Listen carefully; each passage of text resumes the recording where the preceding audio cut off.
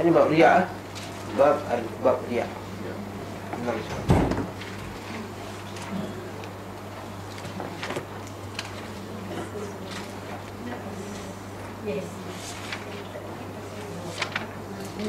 Kamu sebelum dulu lagi? Riak. Riak ke sabar? Syekh dia sudah. Riak ke sabar? Sabar kan? Sabar itu takdir Allah kan? Jadi sebelum lagi, sabar di atas takdir Allah. Ustaz 680. Siapa nak kita waktu masjid ada lagi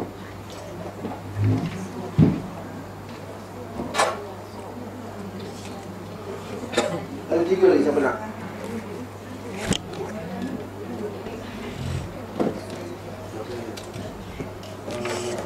90 80-an. Lebih kurang 80.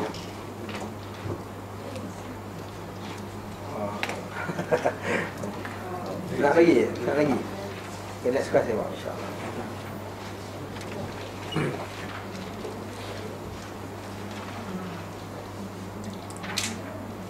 Puan Aziza, kata masjid berapa kita jual ni? 70, okey. 70, 140. 77, okey. Ini kena kalau 80. Halal. Ha? 70 ada mati. Bismillahirrahmanirrahim. Innal hamdalillah wassalatu wassalamu ala Rasulillah. Kita dalam bab Kitabut Tauhid. Siapa yang pertama kali datang pada hari ini, kata Kitabut Tauhid adalah kitab yang membincangkan perkara yang berkaitan dengan isu yang berkaitan dengan perkara yang merosakkan tauhid dan apa yang melengkapkan tauhid. Kita dah bincang jauh dah bincang bab syirik dan takrifan kita dah lalu, bab tangkal kita dah lalu, bab tatayur, percaya pada sial kita dah lalu, bab takut kerana Allah dan takut yang syirik kita bincangkan, tawakal. Dah ini bab sabar pula. Dan di antara perkara yang melengkapkan iman, yang menyempurnakan iman adalah sabar. Sebab itulah kata imam ni dalam bab Ustaz 80, dia kata apa? Minal iman billah as-sabru ala aqdarillah. Di antara iman kepada Allah Subhanahu wa taala adalah bersabar di atas qada qadarnya, di atas takdirnya. 680.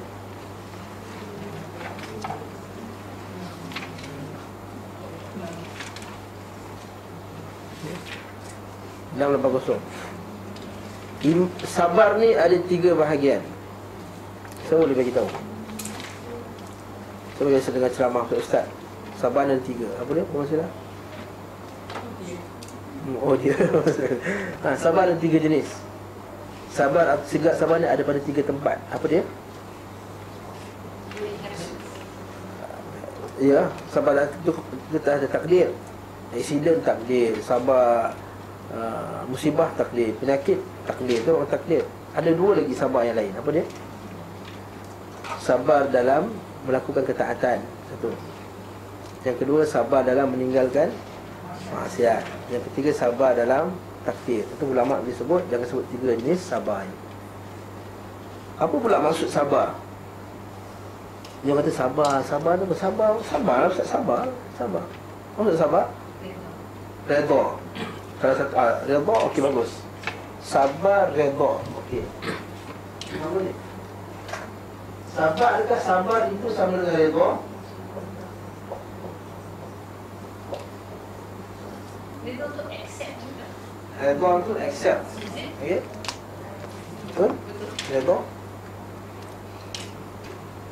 Dari sabar. Sabar ni habsun nafsi, kata ulama. Menahan diri daripada mengeluarkan kata-kata ataupun perbuatan yang menunjukkan bahawa dia tu tidak setuju, tidak redha dengan perkara tersebut. Yang tidak setuju ataupun tidak husnul nafs, berkata atau kata-kata yang boleh menyebabkan kemurkaan Allah Ta'ala. Ada setengah pendapat kata daripada kemurkaan Allah. Maksud katakan dia ditimpa musibah, dia tak mengeluarkan kata-kata, dia diam je. Dan tidak perbuatan dia. Seorang bila marah dia ambil ni baling. Seorang bila marah kan dia buat muka masam, berbulan-bulan dia buat muka masam. Kan? Semua orang dia macam-macam lah. Ini kita kata contoh marah. Ataupun cara dia bercakap, dia macam tu. Dalam hadis Nabi SAW dalam kitab Riyadhus Shalihin ni, seorang perempuan dekat kubur tu kan, hadis Nabi setengah kan, yang datang, sabarlah, kata, kau tak tahu apa yang berlaku dekat aku. Cik, tak perasan belakang Nabi. Akhirnya dah tahu, itu Nabi, dia tak jumpa Nabi, ya Rasulullah ta'ala. Apa kata Nabi? Innamas sabru inna sadmatil ula. Sabar tu bila yang mula-mula terkena tu, kat situ lah sabar ni kira. Dah 3-4 hari memang dah sejuk lah. Betul tak? Cerita dengan anak kita tengok, masa tu kita tahan. Itu sabar. Kalau tangan tu kita bagi satu tangan, lepas tu kita cool balik, itu kan sabar. Itu manusia yang macam tu. Jadi innamas sabru inda sadmatil ula. Sabar itu pada sadmatil ula, pada at that time, pada pertama kali terkena benda tersebut, musibah tersebut. Jadi sabar tu kita kata menahan daripada mengeluarkan kata-kata. Ada, bila kita sabar, kadang-kadang hati kita tak terima, betul tak? Tapi kita tahan bila keluar, itu sabar. Redha pula satu tahap lagi atas. Yang tu bila kena tu dia happy. Hati dia, tak apalah. Contoh ya, handphone hilang. Kalau sabar, kita tak nak cakap, tak apalah, redha lah. Kadang-kadang mulut cakap redha, tapi hati dia nak menangis. Betul tak? Manusia semua. Redha lain, dia pun hilang. Allah, ini bukan rezeki aku. Dia senyum je. Ni tahan, memang Allah Ta'ala nak suruh aku tukar handphone kot. Apa? Hati dia sendiri terasa terbuka kat situ. Itu redha. Soalan, mana yang kita disuruh, sabar ke redha? Yang wajib, yes, sabar, betul. Yang wajib sabar. Redha tu satu tahap, yang lagi satu tinggi lagi. Yang wajib kat atas kita ditimpa musibah ialah bersabar. Okay? Yang wajib tu sabar. Redha tu satu tahap yang lagi tinggi. Ini yang disebut oleh Syekh Shalih Utsaimin rahimahullah dalam syarah Riyadhus Shalihin. Dia kata macam tu. Dia faham ni kat sini? Tak semua disuruh redha. Sebab tahu redha ni bukan benda yang senang. Sebab manusia bila tiba musibah, kalau musibah hilang handphone ni tak apa, kalau musibah anak kena sakit kanser teruk, leukemia, bukan senang nak menahan diri daripada nak kata alhamdulillah tak apalah Allah Ta'ala. Tak boleh, bukan senang. Betul tak? Jadi yang disuruh Allah Ta'ala ialah sabar. Bukan redha tu Allah Ta'ala suruh tak, tapi tahap-tahap yang lain. Difaham kat sini ya? Jadi dalam bab ni adalah benda yang redha tu merasa hati terbuka, insyirahus sudur, hati yang terbuka, rasa macam hatinya terbuka dalam menerima tersebut. Dia bukan lagi rasa macam marah kan. Tapi yang marah tadi, yang sabar tadi tak tahan, tapi tak cakap, dia tahan mulut dengan perbuatannya.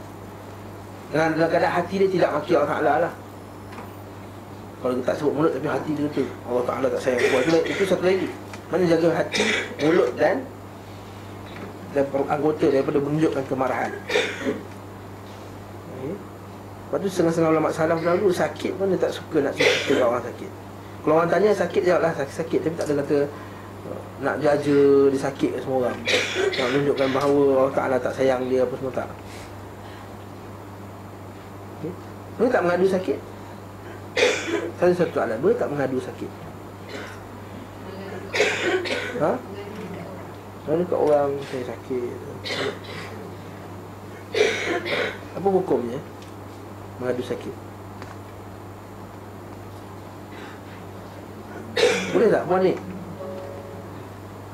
Mengadu sakit boleh. Aisyah kan pernah mengadu sakit dekat Nabi SAW. Kan ada sakit, ya Rasulullah, sakit Nabi kata kalau aku mati macam mana lah kata. Saya kata Nabi, kalau kau meninggal, aku akan mandi dengan kau. Nabi sama juga gurau. Kalau kau meninggal, aku mandi dengan kau.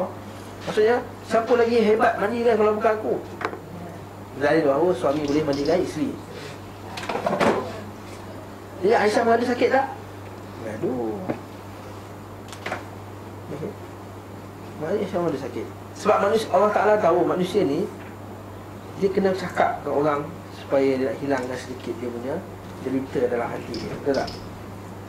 Tetapi yang tak digalakkan ialah menceritakan sakit dia seolah-olah nak cerita Allah Ta'ala tak sayang kat dia. Itu tak boleh. Kata-kata yang tersebut dia nak murkan Allah Ta'ala. Itu para setengah ulama' dia diam. Kalau benda tu tak perlu cerita, tak cerita, dia diam. Tapi taklah maksudnya doktor boleh diam. Bukanlah. Doktor beritahu lah. Tak beritahu doktor dia melanggar tauhid tak. Maksudnya.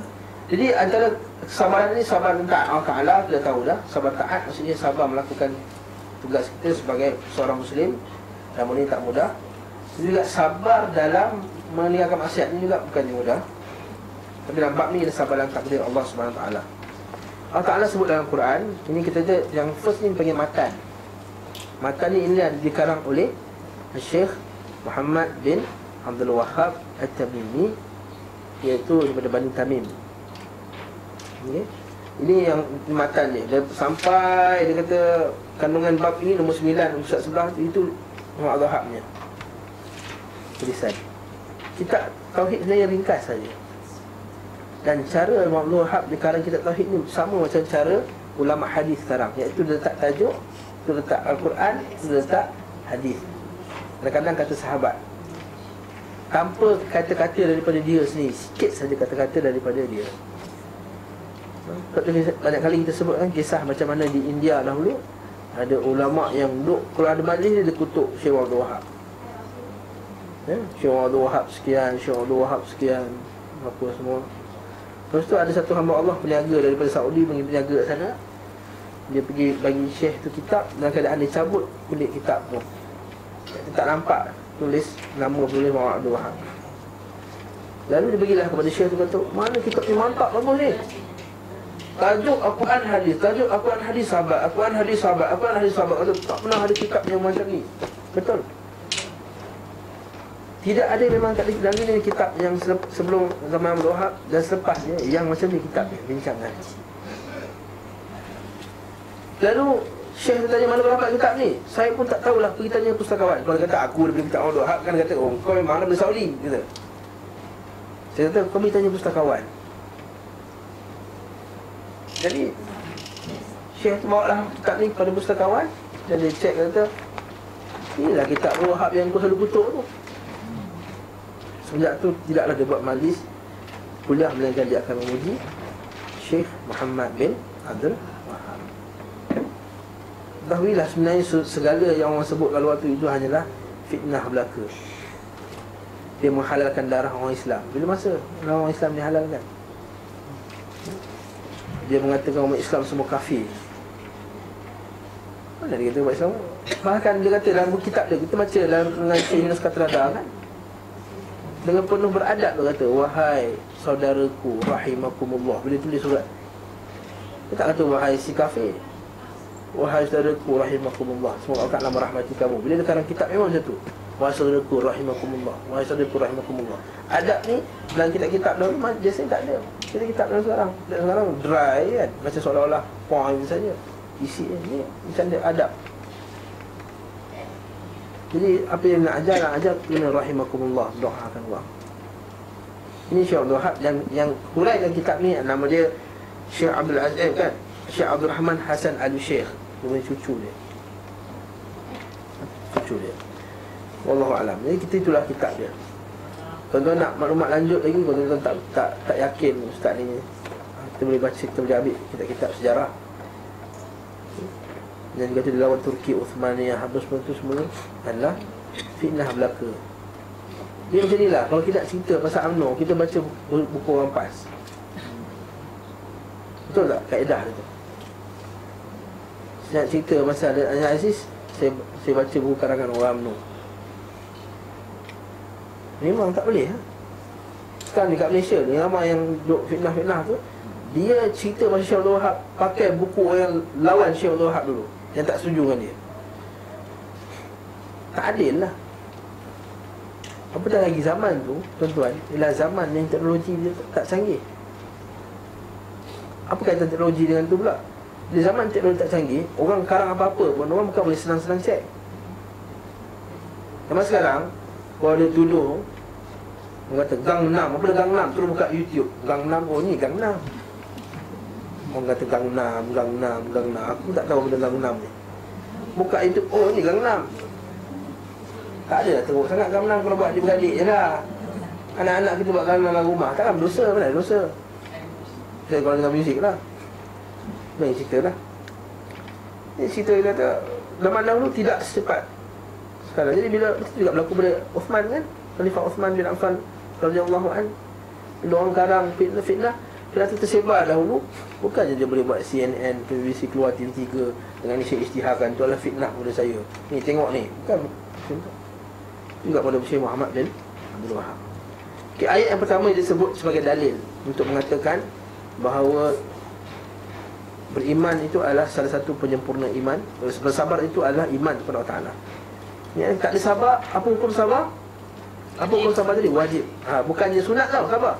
Sabar wajib. Yang sunat tu redha tu. Jadi ayat Quran, wa man yu'min billahi yahdi qalbah wallahu bikulli syai'in alim. Allah Ta'ala, dan barang siapa beriman kepada takdir Allah, nescaya dia akan memberi petunjuk kepada hatinya. Dan Allah Maha mengetahui segala sesuatu. Kita akan huraikan apa maksud Allah Ta'ala memberi petunjuk pada hatinya. Saya bagi huraian ringkas supaya dapat juga faedah pada hari ini, iaitu kalau orang ni dia sabar, dia akan lebih tenang dalam membuat keputusan. Dan Allah Ta'ala akan masukkan dia ilham-ilham. Berbanding dengan orang yang cepat marah, cepat melenting, dia kadang-kadang dia tidak berfikir panjang. Akhirnya yang teruk ialah keputusan dia nanti. Saya sebut dulu banyak kali kan, kalau pagi-pagi anak tu nak pergi kerja kan, dia termuntah ke atas baju kita. Kita pun mengamuk, hantam dia. Dia menangis, dah tak nak pergi sekolah. Isi kita pun dah masang kat kita, apa abang ni ganas sangat ni, apa kasar sangat. Lepas tu kita pun dah bengang, kita pergi kerja terus naik kereta, rupanya tertinggal beg, dah tersangkut dekat jalan Tun Razak, jam. Lepas tu pukul 9 nak jumpa klien. Alah macam tu, rasa gabungan. Kalau dia awal-awal rasa muntah tu, dia buka baju, dia pakai baju lain, beg dia angkat dengan baik. Anak dia kata tak apa, sabar. Anak dia pun pergi sekolah, bini dia pun suka kat dia, dia pun pergi kerja dengan aman. Okey, walaupun terlambat sikit jumpa klien. Nampak tak? Ini maksud yahdi qalbah. Okey, wallahu a'lam. Okey, qala Alqamah, telah berkata Alqamah, huwa ar-rajul. Nampak apa maksud tadi yang mendapat hidayah tadi? Alqamah. Alqamah ni ulama tabi'in berkata, menafsirkan iman yang tersebut dalam ayat ini ialah mengatakan iaitu orang yang ketika ditimpa musibah, ia meyakini bahawa itu semua dari Allah, maka ia pun redha dan pasrah. Fayarda wa yusallim, bersarap, redha dan pasrah. Jadi barang siapa yang beriman kepada takdir Allah, dia beriman itu maksudnya sabarlah. Dan ayat ini kata wa may yu'min billah, saya beriman dengan Allah. Beriman di sini bukan beriman yang standard kita faham tu, iaitu beriman dengan takdir Allah ketika ditimpa musibah. Itulah Allah Ta'ala bagi dia petunjuk ke atas hatinya. Ini huraian ringkas, kita akan baca nanti huraian yang panjang. Wa fi sahih Muslim, dalam sahih Muslim, an Abi Hurairah radhiyallahu an, anna Rasulullah sallallahu alaihi wasallam qala, daripada Abi Hurairah radhiyallahu anhu, wa Rasulullah sallallahu alaihi wasallam telah bersabda, ithnatani fin nas huma bihim kufrun. Dua jenis manusia, iaitu dia kufur yang masih dilakukan oleh orang. Dua perkara yang masih dilakukan oleh orang Islam sekarang. Perbuatan tersebut adalah kufur. Kufur di sini bukan kafir ya. Tak kafir buat perbuatan. Iaitu apa di situ? Mencela keturunan dan meratapi orang mati. Kufur di sini adakah kafir? Tak ada siapa menghukum buat apa meratap tu kafir. Jadi kufur di sini apa? Apa maksud kufur? Apa maksud kufur? Soalan. Apa maksud kufur? Habis cerita. Ingkar, betul? Lagi? Kufur ni dari segi bahasa ni adalah al-khuruj an ta'atillah, keluar daripada taat kepada Allah Ta'ala. Itu dari segi syarak. Dari segi bahasa, ingkar lah. Ingkar, tidak mengiktiraf tu dipanggil sebagai kufur. Itu dari segi bahasa. Itu dalam hadis kata yakfurnal ashir. Dia kata apa? Aku lihat kamu ni wanita ramai dalam neraka. Kenapa ya Rasulullah? Dari yakfurnal ashir. Mereka ni ingkar pada suami. Dan setengah orang diterjemahkan, setengah ulama kata ingkar di sini ialah dia tidak mengiktiraf kebaikan yang dibawa oleh suami. Kadang-kadang dia dah marah tu semua jahat. Itulah contohnya yakfurnal ashir. Jadi kita kata balik, maksudnya kufur tu ialah mengingkar dan tidak mengiktiraf kebaikan orang tu. Tapi dari segi syaraknya, kufur itu ialah tadi harus kata apa? Keluar daripada ketaatan Allah Subhanahu Wa Taala. Keluar daripada ketaatan ni, ada keluar yang menyebabkan kafir, ada yang keluar menyebabkan tidak jadi kafir. Jadi kita kena faham. Yang kata kufur, yes, kufur ialah keluar dari ketaatan. Tapi tidak semua kufur itu kafir. Ada tak kufur yang kafir? Ada. Kalau kufur tu keluar ketaatan. Jadi kafir, kufur ada dua jenis. Kufur yang keluar dari Islam, yang kedua kufur yang tak keluar daripada Islam. Ini kata Ibn Abbas, kufrun duna kufrin. Kufur yang bukan kafir. Atau dari mana ni? Daripada hadis Nabi SAW. Ini hadis ni. Dan banyak lagi hadis sebegini. Siapa yang tak mendakwa, siapa yang man da'a li ghairi abihi wa huwa ya'lamu annahu ghairu abihi fa huwa kafir. Hadis kata, siapa yang mendakwa, menasabkan dirinya kepada seseorang yang bukan bapaknya, maksudnya tak din something, someone, din someone, yang dia tahu orang tu bukan bapa dia. Dia kata fahuwa kufur. Kufur. Kafir ke? Tak kafir. Itu juga dengan sibabul muslim fusuq wa qitaluhu kufrun. Mengutuk orang Islam itu adalah fasik, dan memeranginya, membunuhnya adalah kufur. Kufur itu kafir ke? Kalau itu Muawiyah duduk berperang dengan Ali, kafir dulu. Tak. Aisyah perang dengan Ali, kafir dulu. Tak. Perang saudara tu, Malaysia tu banyak tu perang saudara. Raja ni berebut sungai ni, raja tu berebut sungai tu. Kan kat Nani pun tahu cerita kan, berebut tu di timah, kafir. Tidak. Jadi Ahlussunnah wal Jamaah, dia memahami kufur itu bukanlah macam orang Khawarij faham kufur. Orang Khawarij dia faham kufur, semua yang kufur kafir. Sebab tu dia kata pembuat dosa besar semua kafir. Dia pakai hadis-hadis macam ni lah. Dia Ahlussunnah kata tak kafir. Apa hujah Ahlussunnah kata tak kafir? Contoh dalam berbunuh-bunuhan, Allah kata dalam Quran, bila dua orang yang beriman berperang antara satu sama lain, maka aman jalanlah. Allah Ta'ala panggil orang berperang tadi apa? Orang yang beriman. Tidak dengan hadis kekal, dan kita akan nampak Sahih Muslim nanti, siapa yang bunuh dirinya maka dia akan kekal dalam neraka. Tapi kita akan tengok nanti, ada lagi satu hadis, orang yang bunuh dirinya, Nabi nampak di dalam syurga, tapi tangannya saja yang kena balut, yang kena azab. Tangan yang tikam dia menunjukkan bahawa dia tidak kekal dalam neraka.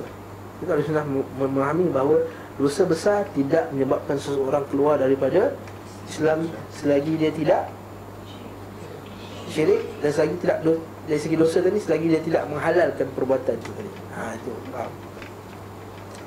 Once dia halalkan benda yang haram, menghalalkan dosa, terus dia keluar daripada Islam. Ustaz, yang tu hadis lagi satu tangan dia macam mana Ustaz? Itu hadis lepasnya, insya-Allah kita akan ada hadis. Itu yang orang bunuh diri sendiri. Masa perang tu dia tikam. Tahan sangat, dia ambil kepala tombak tu, dia tikam. Sekali Nabi mimpi jumpa dia, atau para sahabat lain mimpi jumpa dia dalam syurga. Dia kata, kenapa tangan kamu balut? Dia sebab aku. Wallahualam. Jadi tak ada hukum orang bunuh diri semua kekal dalam neraka. Sebagian ulama Ahlussunnah Jamaah tidak menghukumnya kekal dalam Maka selagi tidak syirik dan selagi tidak kafir, tidak syirik dan juga munafik yang pure munafik. Itu kita akan tengok nanti bab ni, kita akan huraikan. Jadi dua perkara ni ialah perkara yang kufur, itu keluar dari ketaatan, iaitu mencela keturunan, at-ta'nu fin nasab.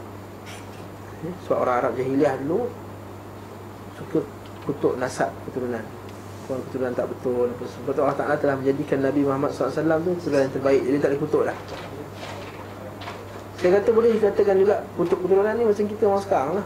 Kita kutuk dia Bangla, kita kutuk dia Indon, kita kutuk dia macam-macam. Dia kata siapa ni? Siapalah Bangla datang buka puasa masjid ramai-ramai ni, dah lah ambil nasi banyak. Betul tak? Kan setengah-setengah. Habis tu yang korang ni tapau lebih-lebih, tak apa. Dia makan nasi banyak, dia tak tapau. Korang makan sederhana tapi tapaunya lebih. Itu di sebuah masjid di Kuala Lumpur lah. Tak nak sebut nama masjid tu. Jadi nampak tak?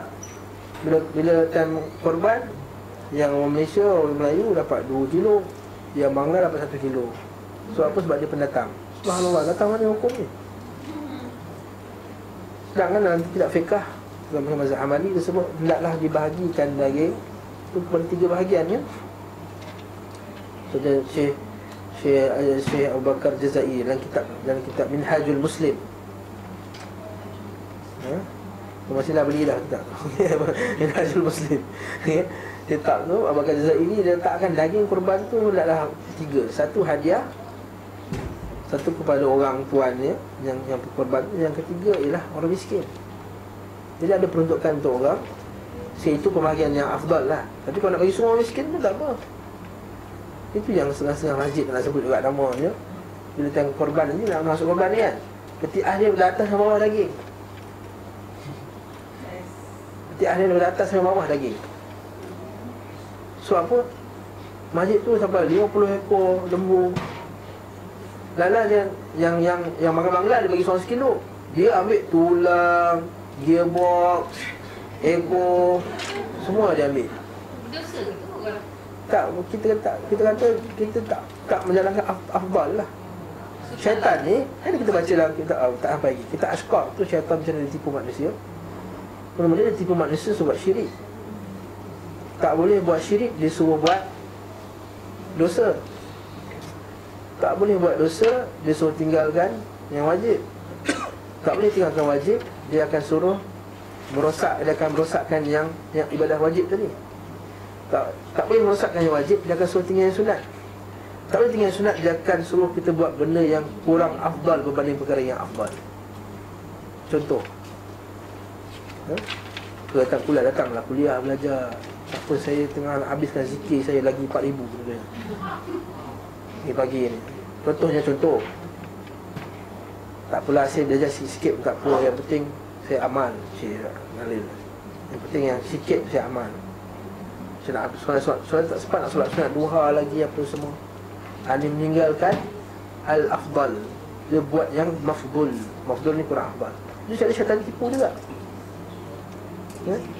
Dia ada duit banyak, tak tahu pergi umrah, 2-3 kali pergi umrah. Sedangkan kat sebelah tu tahfiz tu, bukanlah tahfiz semua miskin. Kalau miskin wajib dia bagi. Tahfiz tu okey, tapi tahfiz tu buat nak bagi mantap sikit lah. Tahfiz tu bas dia buruk. Bas ni malah bukan benda yang daruriyat, dia yang wajib. Tapi tu Allah bersiar budak tu pergi Sembahyang Jumaat jalan kaki 2-3 km, berpeluh-peluh pergi Sembahyang Jumaat. Dia pergi umrah, ambil umrah yang paling mahal sekali. Bukan saya nak kutuk bukan saya kutuk jangan silap faham. Pergi umrah package mahal tak masalah. Tapi saya cakap ayat afdal tadi, mana lebih afdal. Dia buat kenduri makan. Saya sikit boleh Melayu kan, bila kenduri makan. Bila sedekah buat kenduri, betul tak? Nak pula nak masuk raya itu. Dan juga bila setengah waktu musim. Terus bila masuk Ramadan. Sampai pagi ada tahlil tengah hari, tahlil 4 tahun. Sekarang kalau dia sponsor satu ustaz nak ambil 500 ni, ustaz pergi mengajar kat masjid sana, ceruk mana tak? Kat Selama sana tu, yang lampu jalan tu tak ada. Masjid surau-surau ni nak panggil ustaz, tak ada duit. Adalah kutipan dia RM30, RM40. Ustaz pun kadang-kadang jauh nak datang, tak ada bajet nak datang. Jadi buat kenduri 24 jam, kenduri dah faham kenduri lagi, tahlil pula, lusa pula, macam makan. Bukan saya tak boleh makan, bagus, Nabi suruh bagi makan, tapi yang afdal. Saya ambil 500 ni, saya pergi sarah kat situ. Ni duit minyak ni, duit tol ni, duit apa, dia pun, nampak tak? Ini cara dia. Niakan yang afdal. Macam boleh pergi sini ya. Apa anu fin nasab tadi? Mengutuk nasab dia tadi. Kutuk tadilah yang kulit dia Bangla, ini apa. Sebab anak ni nak kahwin dengan contohnya orang Bangladesh. Orang Bangladesh bagus lah, doktor contohnya. Atau Bangladesh yang warak Ada doktor Bangladesh bagus, ada Bangladesh doktor. Tak ada pula, UAE tu banyak je. Oh tak boleh Bangladesh, Bangla, tak boleh macam tu. Apa tak kita panggil dengan panggilan yang memang orang tak suka. Lagilah termasuk dalam haram yang kedua. Kata nak masuk ke al-qab, dia mengilang keadaan yang buruk. Kalau termizu afasukum al-qab. Sebab tu ustaz tu mengajar masjid pun kutuk Indon. Kadang-kadang masjid tu banyak orang Indonesia. Yang kita tahu Indonesia sekarang dah berapa persen daripada orang Malaysia. Dan kalau datang ke dalam kampung pun kutuk Indonesia. Yang jauh-jauh ni banyak ni, betul tak? Kita maaf sebut lah. Jadi janganlah kita apa'nu fin nasab. Kita panggil apa'nu fin nasab. Kufur yang sebab ta'atal. Yang kedua, meratapi orang mati, an-niyahah. Kita akan tengok nanti ada huraian lagi. An-niyahah ni meratap. Meratap ni apa dia? Orang-orang bawah tu huraian dia, iaitu merobek-robek poket. Mana Abu Khalid dan Muslim meriwayatkan hadis marfu' daripada Ibnu Mas'ud radhiyallahu anhu, tidak termasuk golongan kami, laisa minna man darabal khudud wa syaqqal juyub wa da'a bil da'wal jahiliyah. Tak termasuk golongan kami orang memukul pipi, merobek-robek pakaian dan menyeru dengan seruan jahiliyah. Tepuk-tepuk pipi apalah, habislah. Dan termasuk juga niyah ni buat makan. Itulah dia. Pagi meninggal, malam tu buat makan. Termasuk juga dalamnya. Tak kisah nak pakai nama apa pun, pakai nama apa pun, dia kata perbuatan tersebut haram di sisi mazhab Syafi'i. Dia boleh rujuk kepada Ustaz Halim Hassan dalam YouTube. Dia juga Maulana Asri dalam YouTube. Itu yang lembut, yang keras ni Ustaz Rasul Dahri dalam YouTube. Ada juga. Tapi kalau tak suka Rasul Dahri, ambil Ustaz Halim Hassan yang lembut tu. Yang lembut bukan lembut, cara dia lembut Kata dah ada Alhamdulillah huraian dia. Buat makan termasuk juga ialah mengumpul-ngumpulkan orang kat rumah si mati. Buat makan termasuk juga dalam bab meratap. Sampai bab nanti insya-Allah kita akan huraikan. Kalau dia bukan orang kami itu yang buat macam itu, macam selalu hari yang lain, dia organize macam mana Ustaz? Dia bukan isu makan tu. Isu dia ialah membuat majlis makan malam tu. Majlis makan. Kalau orang buat makan datang rumah, katakanlah orang datang, tetamu datang, saya kita masak lebih sikit tu tak? Ni pangah dah makan belum, masuk pergi dapur makan. Tapi tak ada buat tabur, betang sepra, letak ni semua. Setengah orang yang baca tu seorang-seorang masuk dalam poket, pusing, buat majlis khas. Ni dakwah jahiliyah. Ini bukan daripada sunnah. Berapa ramai sahabat yang meninggal sebelum zaman Nabi SAW? Saya tanya dulu. Masa zaman Nabi hidup, berapa ramai sahabat yang meninggal? Ratusan tak? Ratus-ratus yang meninggal. Sebut satu majlis yang Nabi pernah buat macam tu. Okeylah, kita tu zaman Nabi. Sama sahabat, Khulafa' Rasyidin, 4 imam. Berapa ribu yang meninggal? Ni masa perang Siffin tu, berapa ribu yang meninggal? Ada pernah Ali buat, kita buatlah sama-sama ni, ramai meninggal ni. Kesian semua meninggal time perang. Ni kita buat tahlil kubra, tahlil perdana kan. Tak pernah dibuat.